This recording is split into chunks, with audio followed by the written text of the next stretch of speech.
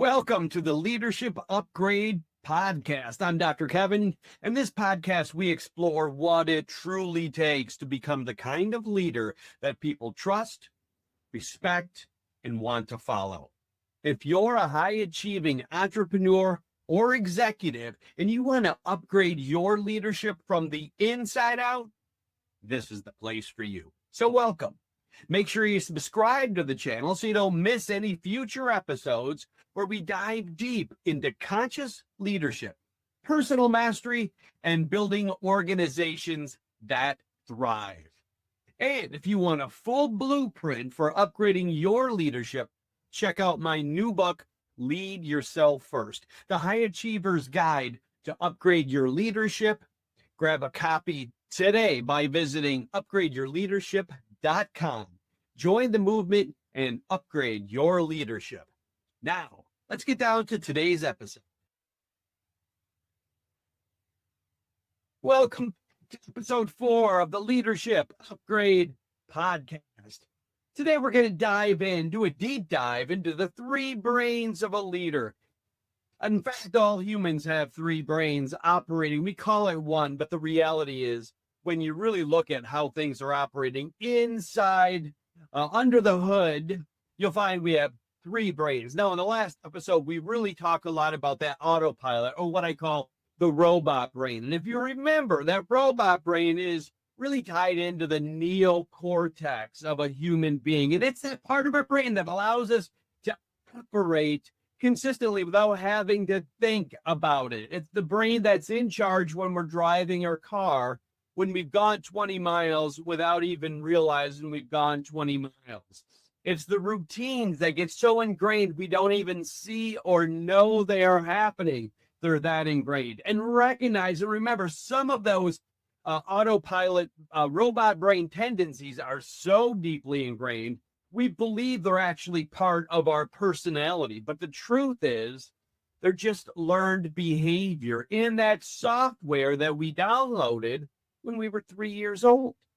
When we were 3 years old and learning to be the family hero, when we were learning to be the responsible one, or the pleaser, or the one who was a perfectionist to make mom and dad happy, right? Remember, we're getting our attention needs met when we are downloading that software. And it allows us to survive in the early days of our life and ultimately thrive. The hard thing is, when that robot brain is in charge and you're not in charge, the autopilot's going to take over. You're going to make decisions that will undermine the results you're trying to get. You'll show up as the one who always has to have the answer, the one who's always right, the one who is the fixer, as I talked about with myself. I'm good at home when my wife has an issue. I jump right into fix it mode. She doesn't want me to fix it. She just wants me to listen. And it's a different mode. If autopilot's in charge, sometimes it'll run me off the road. It'll take me a different direction than the true leader and husband and community member that I want to be. So one of those 3 brains we have is the robot brain. Now, here's the cool thing. That robot brain has some siblings, right? We have the robot brain. We also have the genius brain, and we have the caveman brain. Now, this is really essential to be able to understand these 3 brains from the inside out. And that is to know from your own experience what brain is in charge and when, and to know what brain you need to have in charge in any given situation. Now, first of all, it's important to recognize that these 3 brains are always operating within us. Always. The question is, which brain is at the helm? Now, when you're not paying attention and you're just going through the motions, robot brain is at the helm. And sometimes that's A-okay. However, what happens over time is you stop seeing things, right? You walk through the shop and you see things the same as that you have every day. And you don't see the opportunities to innovate. You don't see the opportunities for growth. You don't see the opportunities for change. In fact, my experience is over time, that robot brain becomes a set of blinders. We wear these blinders, we don't see, we just see the same thing over and over and over. And we fail to recognize the opportunity around us at any given time. It's not really a failure of recognition. It's just that a robot brain has taken the wheel. The work is then to be able to understand when and how to evoke genius brain within ourselves, and then to do that with others. And to be on the lookout because the caveman will come in and take over. Now, how does this play out as far as the brain goes? Now, recognize, as we said, the robot brain is the neocortex, and it's the automatic autopilot part of our thinking process. And it drives that automatic and autopilot part of our behavior process. So we'll keep doing the same thing, as they say, and not getting the result we want, beating our head against the wall. That's insanity. No, it's just robot brain has taken the wheel. Now, the key is to be able to understand, what does caveman brain look like? Okay, well, let's break it down. Let's talk about the 3 different brains now. We're going to springboard off robot and talk about caveman brain. Now, the caveman brain is that part of us that takes over when we feel threatened. And ultimately, it has, we got it hard fought historically over eons and eons and eons, right? We learned when the saber-toothed tiger is attacking, we go into fight or flight mode. And in that instant, our brain has a reaction, right? The cortisol and the stress hormones get released, and we immediately, the higher level thinking shuts down. The autopilot shuts down, and we go into survival mode. When we learned this, and when this was programmed into our internal processes, our internal software, it helped us survive. It helped us make a split-second decision in the moment when our survival was at stake. Now, here's the million-dollar question. To what extent is your survival at stake on any given day? To what extent is the saber-toothed tiger bearing down on you? To what extent are you about to get run over by a bus? To what extent are you going to be hunted down by the enemy? Well, it's very low, right? If at all. The thing is, then you would ask, well, why is the same mechanism at play? Well, now it's not about our physical survival.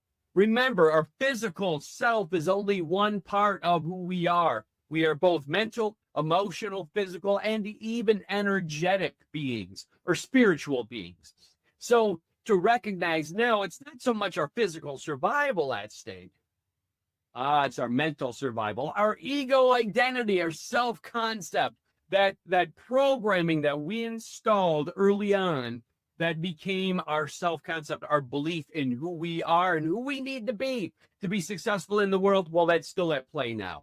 We uploaded this software, and now here we are decades later, still playing out the DOS software. And when somebody said something, or more effectively, when we perceive something that challenges our self-concept, our worldview, or our belief construct, that's when the caveman gets evoked. Now, the caveman is really that deeper part, that limbic system.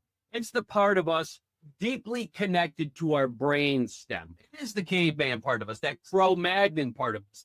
I've heard some folks talk about the alligator brain. Yeah, it even gets that primitive. Now, here's the thing to recognize. When caveman brain is in charge, you don't have higher level thinking available to you.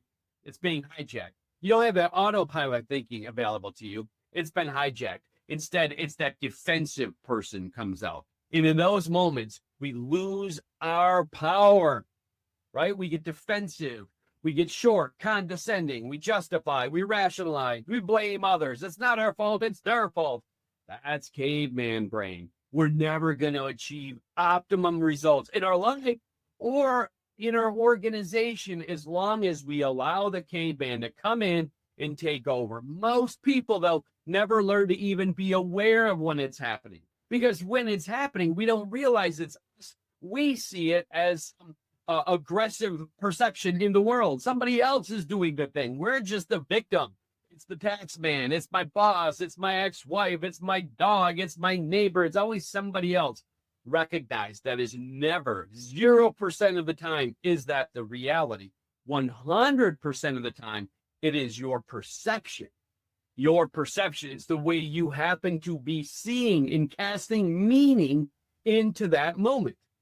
It's brilliant then when you look at work, how it plays out. When you're in the board meeting or you're in an executive meeting and somebody makes a comment about a project that you were in charge of, and suddenly you find yourself getting in that moment. And then you find yourself becoming defensive, and you find yourself explaining and rationalizing why your project was so important. And then if you're not paying attention, this little arrow comes out of the side, and you start to attack the other person and what they're working on and why it's not effective. Right? In those moments, we're not the best version of ourselves. It's just the caveman swinging the club, being defensive. We either go into fight mode, and fight mode in the in an organization, it looks like condescension, it looks like gaslighting, it looks like sarcasm, it looks like the eye roll, it looks like the sigh. It can be very subtle. It can be that very subtle irritation when we sit up a little straighter and then come off a little more forceful. In those moments, we lose our intention, we lose our attention, and we're not really operating in purpose. Now we're being hijacked by the 5-year-old part of us, throwing a tantrum, but now we do it in a very sophisticated adult way. That's the caveman brain. How does it show up? I think for myself personally, the caveman will creep in at the end of a long day. If I come home and I'm not paying attention and my wife is frustrated, the thing that will most frustrate me is the detailed oriented stuff. So something around bills. Honey, did you pay this bill? And right away I come off sharp or with this aggressive comment that is not at all kind and loving. It's not the person I'm trying to choose to be. Instead, it's this reactive person. And if we're not paying attention, the reactivity is going to take us over. The caveman will take us over, and it'll undermine us every time. Now, it's really important to understand that what we're talking about here, we're not suggesting that it's not useful sometimes to demonstrate emotion. And we're not saying that anger and frustration aren't valid emotions. We're just, what I'm saying is that sometimes when that part of us is in charge, we end up doing things that undermine the result we're trying to get. And it plays out at work every day. I see it. I see it between two different departments. When one department doesn't feel like they're being respected by the other department, sales and operations. You see it in your organization. Sales will make a promise that is too short a time frame from the operations perspective. And operations will feel like sales is setting them up to fail. Operations will feel like operations will feel like sales is setting them up to fail. Sales will feel like operations is dragging their feet. They're not fulfilling the customer trust. They're undermining the customer trust, and they both point their fingers at themselves. But the reality is, both of them feel like they're failing something. And recognize whenever we get triggered, it is never about the thing we're perceiving. It is 100% about the perceiver. It's about us being triggered because somehow we're attached to some idea, some concept, some worldview. We're attached to something, and we're perceiving in the outer world that this thing is invalidating it. And it's with that invalidation that we personalize the perception. But that's the end of it. When we personalize the perception, right, we've made it personal, we've made it about us, and then we see it as an attack, and it evokes our self-doubt, really. In those moments, our ghost starts to haunt us. We feel this negative emotion, and it's an actual sensation in our body. Recognize when the caveman's in charge, we're not acting out of a thought, but we're acting out of a feeling, an intense feeling in our body, not an emotion even. There's an emotion there, but really this is what I encourage you to do is start to pay attention. When you go into caveman mode, something clicks in your body. Your breathing changes, your heat. Maybe you'll have a flush of heat, your temperature will change. Maybe you'll feel a tingling. I'll feel it in my ears sometimes. And I'll feel this rush of adrenaline throughout my body, right? And then just after that happens, I launch into this behavior that does not ever get me the result I want. Now, it may feel very satisfying in the moment, but it's never the thing that gets me ultimately where I want to go. As a leader, as an executive, as a husband, as a father, when I get frustrated at my children and I raise my voice, I'm not behaving on purpose. And I might win that battle. I might shut them down. I might get them to do the thing that I want them to do. but I'm not establishing myself as the father figure that I want to be. And I'm not establishing that deep level of confidence, and trust and respect that I want. Instead, I'm just operating on fear. I'm using my authority to swing the club, and it's never going to get me the result I want. And you see this so often in national leadership, political leadership. You see people using their authority to get a result, but it's not leadership. That is not leadership at all, right? That's authoritarianism. And we can show up that way sometimes at work. We can have the authority and say, do it because I say, and that's fine. It's not going to help you win the war. It'll help you win the battle. And when you peel back the layers, you'll see underneath it all, whenever you're behaving that way, there's an insecurity at stake. Absolutely. Within yourself, the insecurity's there. And then you double down and you come out with the weight and force of your authority, and the caveman hijacks you in ways that I have seen people derail their entire career simply because they were reactive. They weren't grounded. They didn't have the wisdom to just sit in the fire. And this is one of the key things you're going to find is so essential, that as a conscious leader, your job is to be able to sit in the fire. What do I mean by that? I mean within yourself. To be able to feel the sensation, feel the anger, feel the frustration, and not react to it. To be able to recognize that robot brain playing itself out and to interrupt it. And to step into the moment of knowing, right? That moment of openness, of not knowing, of not having the answer, of not being the one who's simply playing out those patterns, not being the one who always fixes it, not being the one who's always right, not being the one who always has the answer, not being the one who is ultra responsible. Cutting through those patterns and stepping out of your comfort zone into the rough, unadulterated moment. This is the power that you're going to start to open in yourself when you cut through that robot brain, when you cut through the caveman brain. Then you open the door to access genius brain. Now, genius brain is when you're using your prefrontal cortex. It's the Einstein within. And let me tell you, you have a lot more brilliance than you know, but you haven't learned how to access it. You learn how to be an expert and do what you should, but doing what you should, which is how robot brain gets established, right? Over time. So you fall into a role, but that's not true genius, right? Your true genius peels back that layer, and underneath it is some deep repository of potential that is going unmined. Accessing your genius brain will allow you to be able to stand firmly in the moment without reacting, without having all the answer, but with a deep level of curiosity. Because it's with curiosity and openness that you're in a position to truly innovate in your company, to truly create engagement in your business, to truly become a visionary, to see where the business is going, not to look at it right in front of you, to be frustrated by the issues and problems that so many leaders face, the stuff that's happening right now, but to look down the road, to turn on the high beam headlights and to see where you are going, and to make sure that you're not snagged up into the issues of the day-to-day, but you're continually resetting to the vision. Where are we going in 30 days, in 3 months, in 3 years? And to continually have your high beams on. Most leaders drive around, if they have any lights on, they're driving around in the dark with their fog lights on. They can see what's right in front of them, but it's too late. The deer's in the road. They're already running into it. Your job as a leader to access that prefrontal cortex, what's called the executive function of your brain. This is where you're allowed to be creative. This is where your best critical and creative functions are housed. This is where you solve problems at the highest level.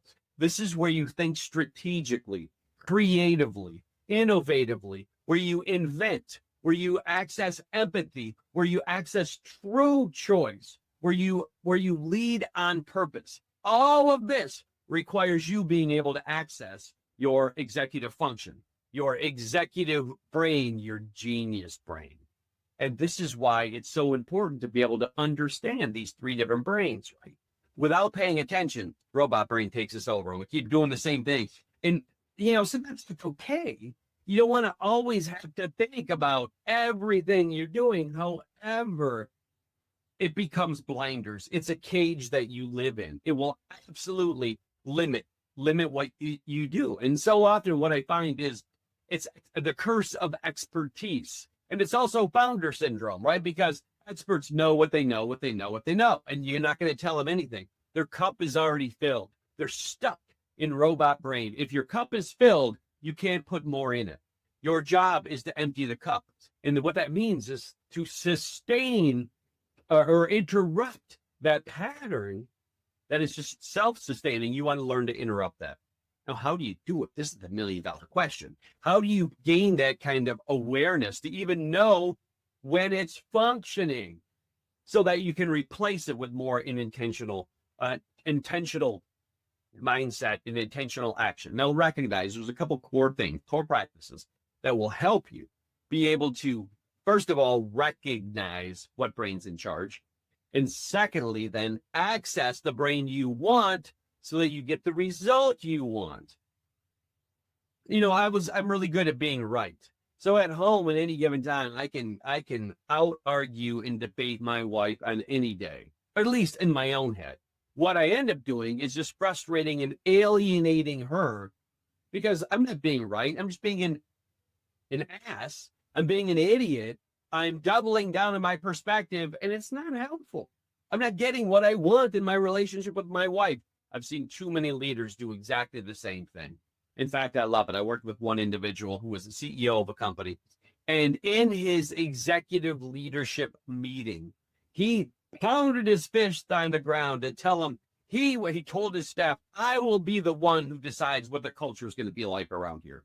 As if he's going to somehow magically have a piece of paper on the wall that tells what the culture is. He didn't realize that louder than anything he could say, his demonstration was the way he was behaving was demonstrating the culture. And that is, I'm in charge. You'll do what I say.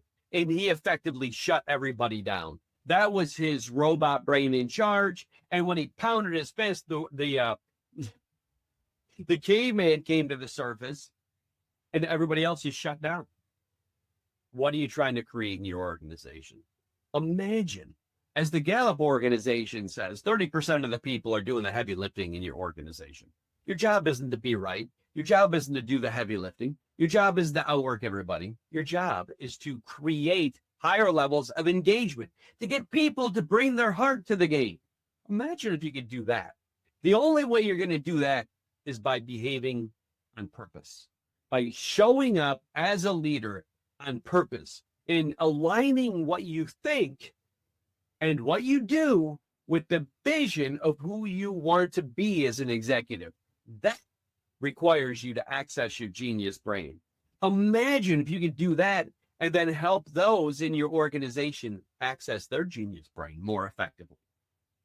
That is an elite organization. So a couple of the techniques that are so essential in being able to interrupt the patterns and then replace them with more conscious, intentional patterns, starts with just being able to be present in the moment, right here, right now, to shut down that crazy monkey mind you have that is always on to the next thing, and start paying attention to this moment and stop being obsessed and driven by what has happened and the emotion that comes out of that, right? We're all angry about something somebody said. We're incensed, where we feel a sense of guilt about something we did. We're living in the past. We're living in the future. We're not living here. First and foremost, learn how to bring your attention in your mind into this moment right here, right now, because in fact, that's all you get in this lifetime. Everything else is a fantasy that you're creating. Being present is key. Come back to your breath, breathing. Your mind, your brain is the anchor to the present moment. And when you bring your mind and your attention to the actual sensation of your breath, you start to bring your mind back to this present moment. That's where the work is. You can't do the work of the true work of leadership and of leading yourself first when your mind is everywhere else.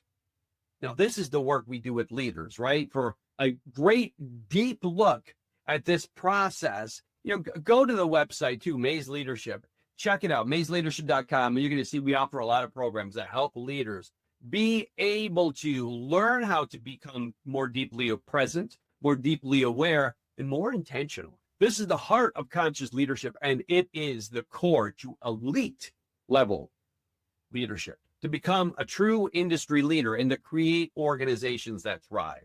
Number one, so go to the website, check it out. Check out the book also, Lead Yourself First, to go to upgradeyourleadership.com. Grab a copy of the book. You're going to love it because in the book, lead readers through this process and have a bunch of actually other similar processes that you can practice out of the gate that will help you become more self-aware. It all comes back to this core notion, right? With your thoughts, you create the world. And if you're not aware of what your thoughts are, then your thoughts are driving your behavior. Because your thoughts drive your behavior gets the results in your world. So you must have presence, and then from presence, awareness. Awareness is key. Awareness of yourself, right? Your thinking, being aware, objectively learning to observe the patterns of your thinking. Then you can start to notice, not the content of your thoughts, but the patterns. Every day at 4:00, I find myself getting irritated at this guy, Bob. Guess what? Bob has nothing to do with it. The reality is I'm irritated. And the more you can become aware of, now this is really where the gold is, right? And what I had to discover for myself is that when somebody is irritating me and I'm in my head spiraling about what an idiot they are, it's not about them. I'm the one who's irritated. And that's where the mastery begins. And then the mastery to not open your mouth, because I've been very good at opening my mouth and saying something about their idiocy. And now I just look like a jerk because I am pointing out, they're just going through the world doing their thing. I'm triggered. I'm in caveman mode. And then that drives my behavior in a way that does not engage a deeper cohesion, collaboration, relationship between us. Instead, it puts them on the defensive, and I lose my power in that moment. So practicing presence and then practicing just awareness. Now, awareness is kind of a tough one because some of these things can be kind of nebulous. How do you become aware of your emotion? If emotion's truly driving what we do, for me, the power has come in to not being aware of the emotion, but being aware of the sensation the emotion creates. Every emotion, without exception, creates some correlating sensation, right? A tightness in your chest, a stiffness in your neck, a tightness in your jaw, a flush of heat, something. Your breathing changes, your heart changes without exception. When you have some sort of hijacked emotion, when you've been triggered and the caveman is knocking at the door, something happens in your body. You must open the door to become more aware. It only happens with presence. Practice presence, bring your mind and your awareness back to this moment, and then you can, as a master of yourself, move your attention into your actual body and become aware. Wake up. That's really the process, right? Most of us are sleepwalking. We live above the neck in this hyper-cognitive world, and we're not even aware of what's really driving us. All these patterns that are lodged in your body. When you start to wake up to these patterns that are lodged in your body, become aware of yourself, it's a game changer, because then from that place of awareness, you can finally be in a position of choice. Then you can behave and move through the world on purpose, non-reactively. And that is the goal. Being on purpose, being non-reactive.